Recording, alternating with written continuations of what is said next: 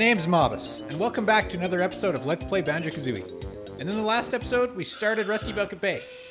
And I tried to keep it more to like the ship part, but the environment kept inviting me to the edges of the world. So that's where we start today. We just came out of that shed. Right there. From last episode. That's where we ended up. Now these toll things will actually create a bridge if you shoot eggs into them. So that's exactly what I'm about to do. 1, 2. It says toll 2. We gave it 2 eggs. And it gave us a nice little walkway. Now, for this one and this one only, you times it by 2 to get 4. Boom. Now we're far enough away from that dude, and we can get ourselves some gold feathers and a mumbo token. If I can jump properly. Oh man, we're down to 6. Maybe I should get both. There we go. Now remember how I said in the last episode that I usually enter through the window? Yeah, that's this one right here. So you just butt slam it. But I ain't going in there. Don't follow me. There he is. The yellow Jinjo. He's even got himself a yellow Jinjo flag, which I think is fucking tough. And he's just floating there on a buoy. Remember how I said the yellow Jinjo has always got the coolest places to hang out? Yeah, dude is just continuing to deliver. First he's on the tree in top of the mountain in Treasure Trove Cove. Now he's here. Oh, and so is Snacker. Fuck, forgot about that.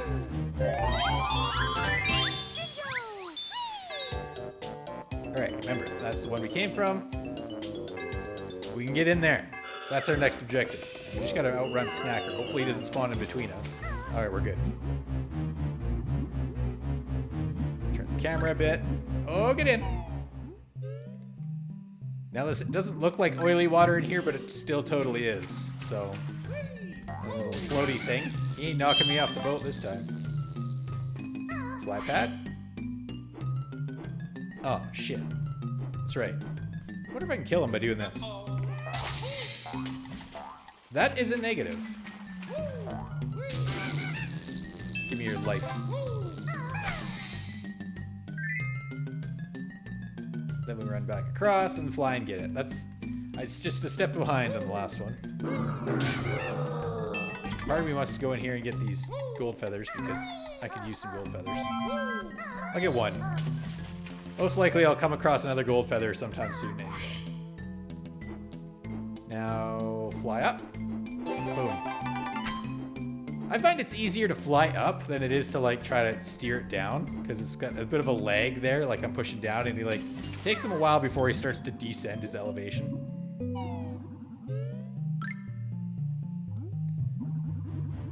Oh, Snacker. Oh, Snacker. Yeah, I see. You got me. Yep. Good job. Get through the fucking hole.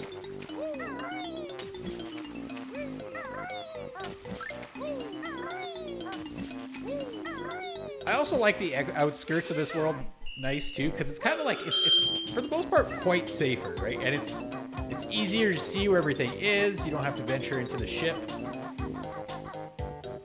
You can kind of see how everything's laid out.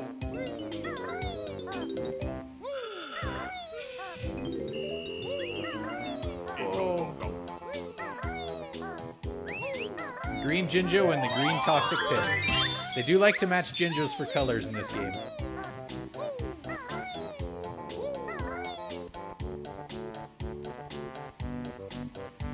Honestly, the yellow Jinjo, I'm pretty sure he was in Grunty's master bedroom in Monster Mansion. Dude is just... He's got the interesting places to be. Alright, toll 4. I don't think... You know what? I just found out that a grate can be broken between the 2 puzzle rooms.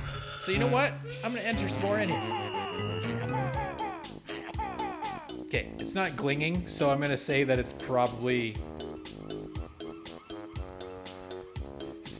not gonna move anymore. I think it was just that one. That if you just paid extra toll, you'll get something out of it. Now this, you hit this up button on the crane, right? lifts that jiggy. Now the problem is it's very timed, so we gotta haul ass after this brief cutscene brought to you by our sponsors. Just kidding, I don't have sponsors.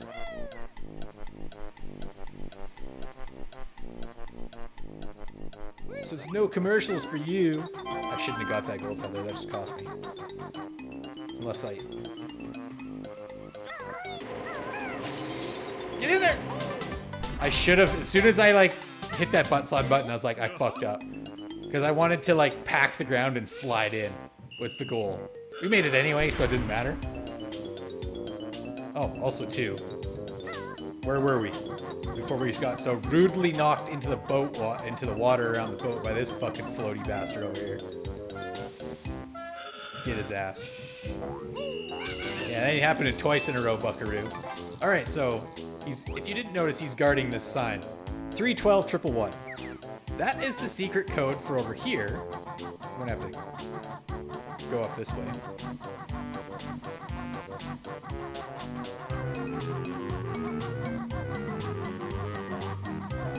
Now there's... I think I could jump up here. Oh yeah.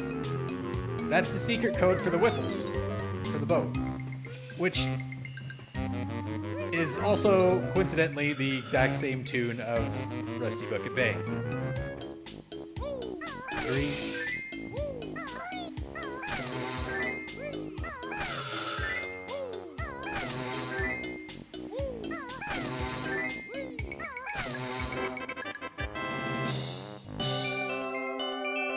And in this one, they actually keep the tunes the same. Like, if you listen carefully to the theme music, it's actually the exact same as what I just typed in. Okay, that was a fail. And then that freaking floaty device is about there to take a cheap shot.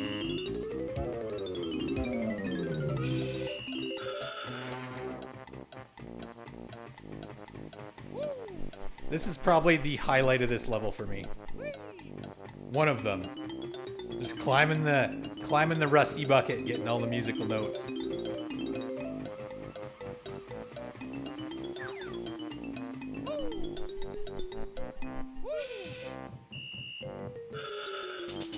See, there it is. There was the whistles. You just heard them. 312. Let's go get this Mumbo token who's staring us down.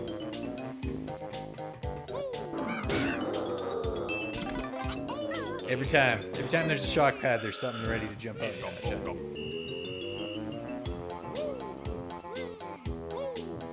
Shit. I was gonna just look out into the bay. Look at that sunset. You know, it's the things like this that often get overlooked about levels that are more difficult. It's just so pretty. Despite all the smog and industrial shit.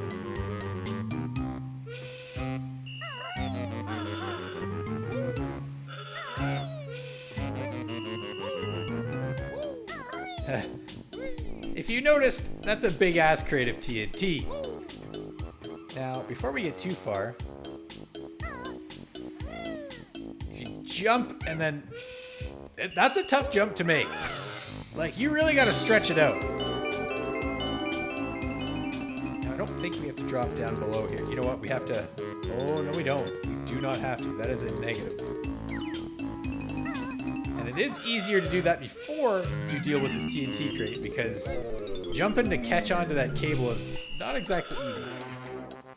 Now granted... Oh, there isn't a ladder onto this crane, so yeah. Highly recommend getting Grunty Button before you do this crane. It's not impossible to grab onto that cable, but it's certainly not easy.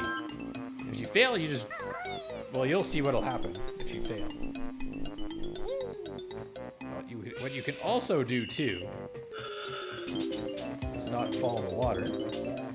Pay these tolls, because we already have the one going from that one crane to the crates, right? That was toll 4. And this one, there. Now we have a link up, so it's not exactly the easiest one to go through. The letter M, but, you know, it'll... At least it's a way over here.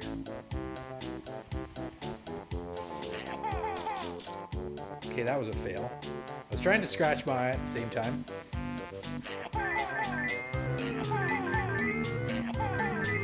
But I didn't expect Banjo to glitch sideways there for a minute. Well, let's go get Mr. Orange Ninja. Then we don't gotta come back to the outskirts. The outskirts will be done after him. He's guarded by an army of these. I don't even know what these are called. I can't even remember. Oh, hey! He's the last one.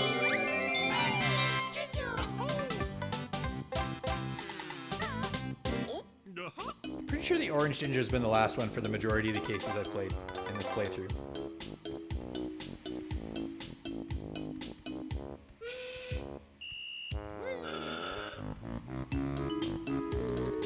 We've actually got to be pretty close, right? Like, 4 more music notes. That concerns me, because I don't know where the fuck they are. We must have missed them somewhere. And 1 Jiggy. Dude, where did we miss those music notes?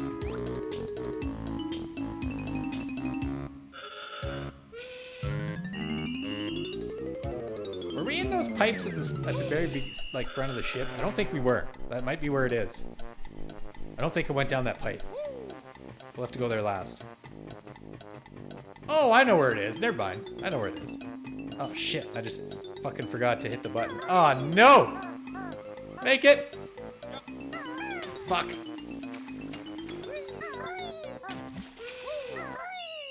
Pull your head out of your ass, Mamas. Jesus Christ.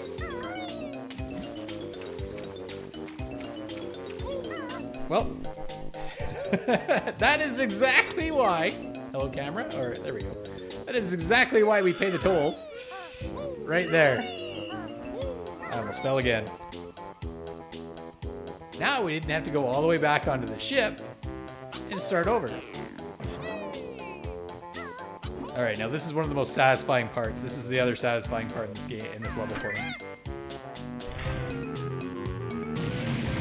A fucking boom.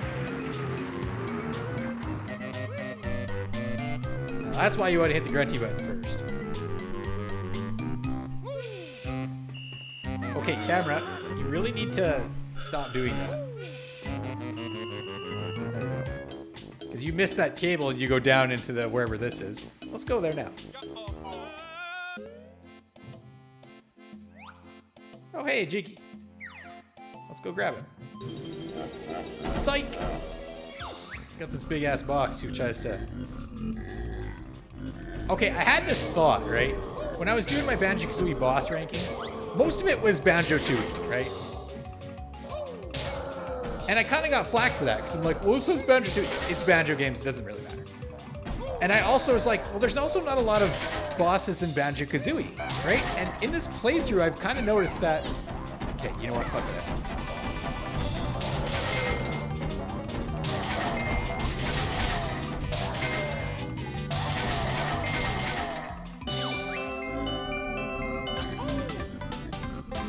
Damn right I've splintered you. I've also noticed that in this game, I've started counting them.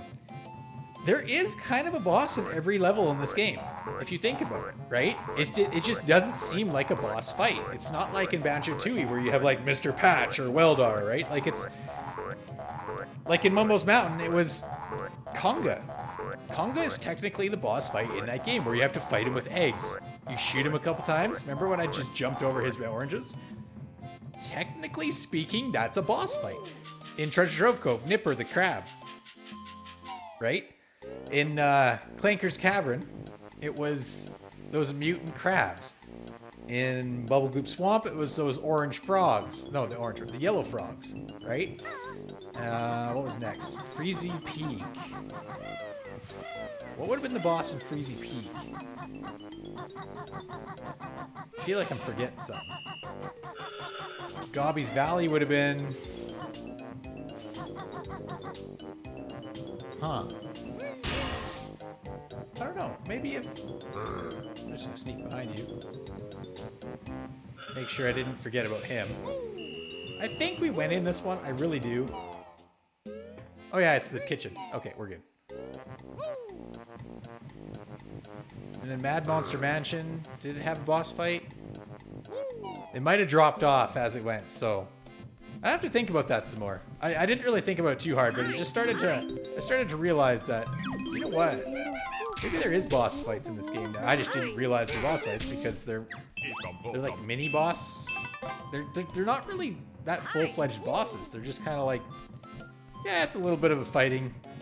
You're just taking on, oh, that's the non-broken one. Actually, you know what? I want to take a look at the map in there.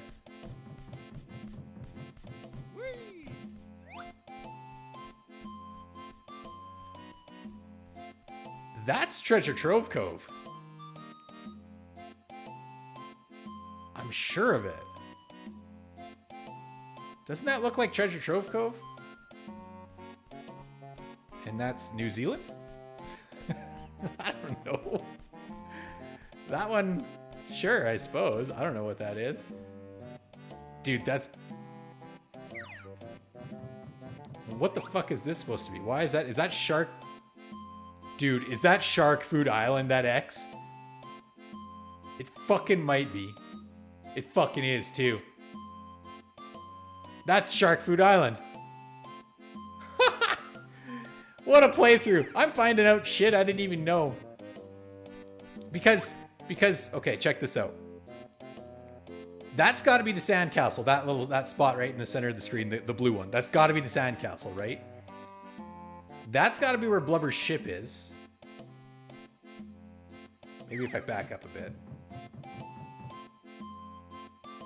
I might be wrong. I might be wrong on this, but see all those like little nubs towards the bottom that are kind of like of islands? That's where like the X marks the spot was, right? And those little lakes at the top, those were like where, you know, where the Jiggy was and where the Mumbo token was, where the freaking mine that's floating on the surface. And dude, that's Treasure Trove Cove. That's Treasure Trove Cove. And that right there, X marks the spot in the bottom, is Shark Food Island. These bastards knew something. That's cool. Huh. Well, this has been Mobus, and this has been Let's Play Banjo-Kazooie. And now that we're done Rusty Bucket Bay, we can go on to the last level of the game. And before we get too far, because after we rescue Tootie, we won't really be able to see this cutscene anymore. So I figured, let's watch it now.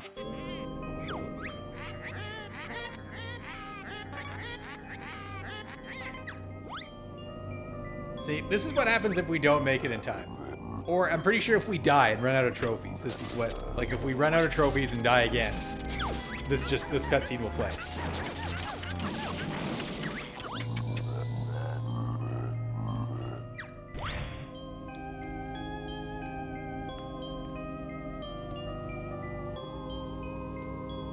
Well, the machine works.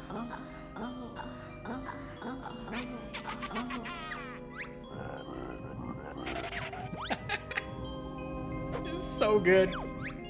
Just so good. Yeah. Understandable, Mumbo. Understandable.